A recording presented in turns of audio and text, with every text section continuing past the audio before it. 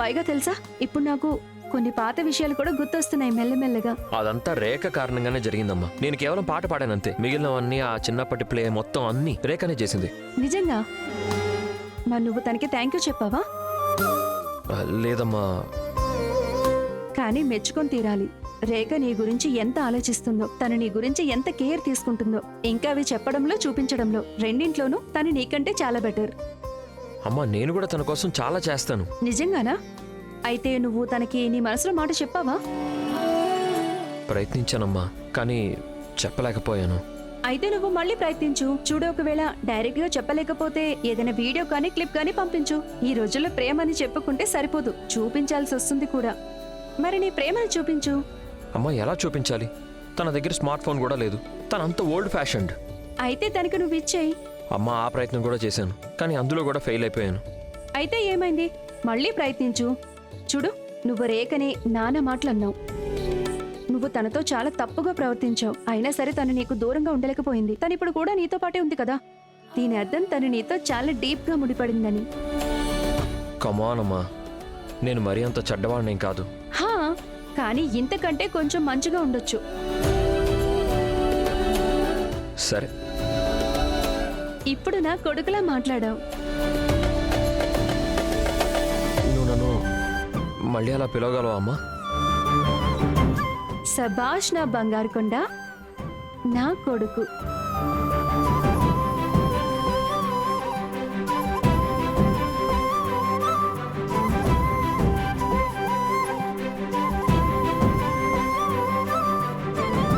ఏమైంది మిస్ మెడోనా? 15 నిమిషాలకు ఒకసారి నువ్వు నాకెందుకు కాల్ చేస్తున్నావు? ఏం ప్రళయం ఏమైనా వచ్చి పడిపోయిందా? నేను కొంచెం సేపు ఇంట్లో నుంచి బయటకు వస్తే ఒకవేళ నీకేమైనా కావాలంటే నువ్వు రేఖనో లేక పూర్ణిమనో అడగచ్చు కదా.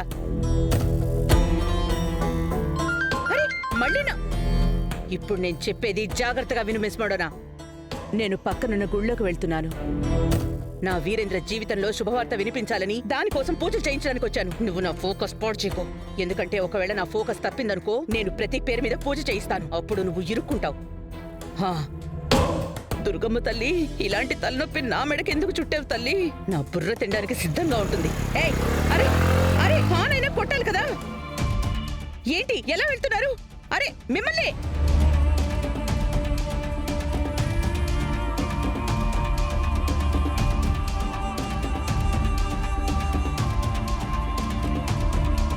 ధ్రువుకి నిజమంతా తెలిసి తీరాలి.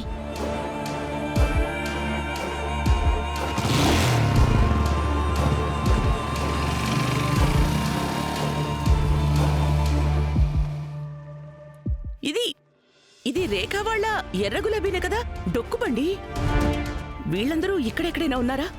కానీ ఈ రోమియోస్ వీళ్ళ బండికి ఏం పెట్టి వెళ్లారు?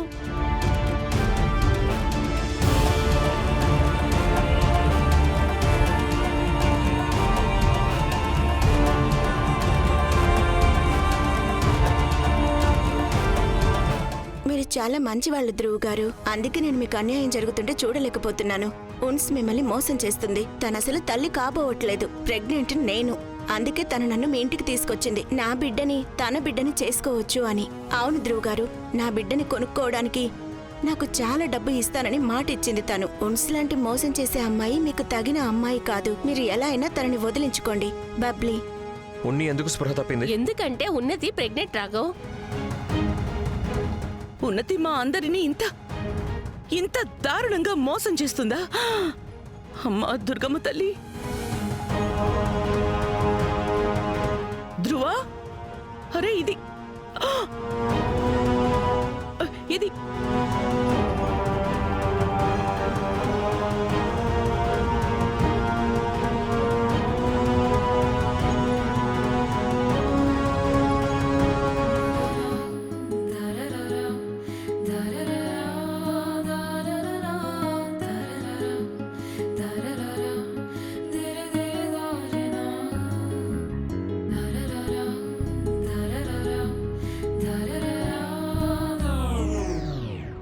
ఏమైంది వీళ్ళందరికీ? నన్ను చూసి ఎందుకు ఇలా వెళ్ళిపోయారు? మీరు ప్రతిసారి మా ఆఫీస్కి వచ్చి వింత స్టంట్స్ చేస్తారు కదా, అందుకే ఈసారి కూడా అందరూ మీరు ఏదో చేస్తారనుకొని ఉంటారు. అందుకే ముందే వెళ్ళిపోయారు. కమాన్ రేఖ, నీ భర్త నిన్ను కలవడానికి ఆఫీస్కి రావడం ఏమన్నా పెద్ద వింత విషయమా ఏంటి? అండ్ వీళ్ళందరి సంగతి వదిలే, నువ్వు ఒకసారి నన్ను చూసి కొంచెం స్మైల్ చేయగలవా? నాకు అంత అర్హత ఎక్కడుందిలే రిపోర్టర్ రేఖ చౌదరి టైం వేస్ట్ చేయడానికి. సో ఇదిగో నేను ఇక్కడికి రావడానికి కారణం ఏంటంటే నీకోసం గిఫ్ట్ తీసుకొచ్చాను. ఈ రోజున బర్త్డే అయితే కాదు కదా. నాకు తెలుసు, నీ కారణంగానే అమ్మకి మాతో గడిపిన జ్ఞాపకాలు గుర్తొచ్చాయి. సో జస్ట్ దానికోసమే thank you gift. Thank you గిఫ్టా?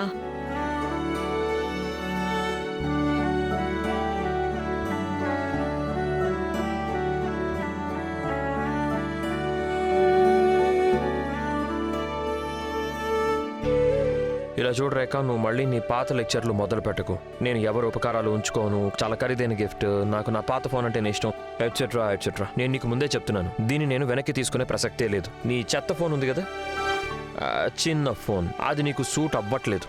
And according to me ఇలాంటి ఫోన్లు మ్యానుఫ్యాక్చర్ చేయడమే ఆపేయాలి.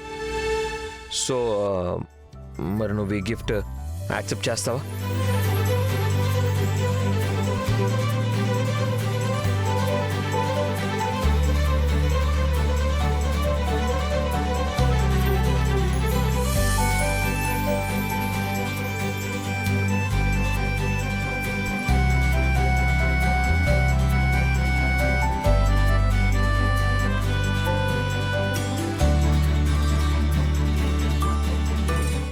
తీసుకుంటాను.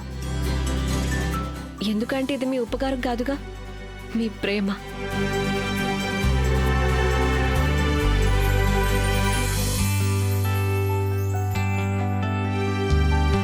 మీకు నర్మదా అంటే మీదుందిగా. అండ్ నా కారణంగా ఆవిడ ముఖంలో స్మైల్ వచ్చింది కాబట్టి ఈ ఫోన్ కారణంగా నా ముఖంలో కూడా స్మైల్ వచ్చి తీరాలిగా. ఇప్పుడు నా లైవ్ లొకేషన్ కూడా మీకు పంపించచ్చుగా. నేను ఎప్పుడైనా ప్రమాదంలో ఉంటే గనక నన్ను కాపాడడానికి మీరు రండి. సరే మరి అయితే చెప్పేయి. అస్సలు చెప్పను.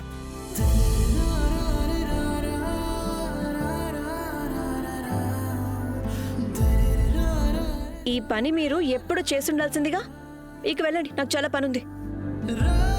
నేను నీకు ఇంత మంచి గిఫ్ట్ ఇచ్చాను అండ్ దానికి బదులు జస్ట్ ఇంతేనా? అవును. సరే అయితే నేను ఇక వెళ్తున్నాను. వెళ్ళండి.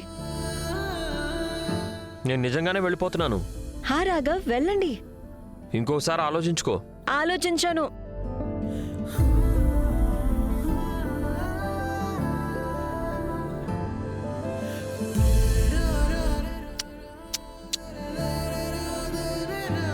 అందరూ చెప్పేది నిజమే, అమ్మ చెప్పింది అస్సలు తప్పవ్వదు.